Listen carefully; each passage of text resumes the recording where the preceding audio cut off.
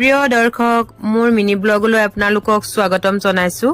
এয়া আজি আমি আহিছো বিয়ালৈ বুলি মৰাণৰ তেনে ওচৰত আমগুৰিত আমি আজি বিয়ালৈ বুলি আহিছো। এয়া সন্ধিয়া সময়তে আহিছো বাৰু। এয়া কইনা চকচোন, কইনাগৰাকী কিমান ধুনীয়াকৈ সজাইছে আৰু দেখিবলৈ বহুত ধুনীয়াজনী মৰম লগাজনী লাগিছে, দেখিছেনে বাৰু। এয়া কইনা আমাক তামোল দিছে, তাৰ পৰা এইফালে আমি এনেকৈ বহি আছো। এয়া আমি লগতে গৈছো আৰু বিয়ালৈ বুলি।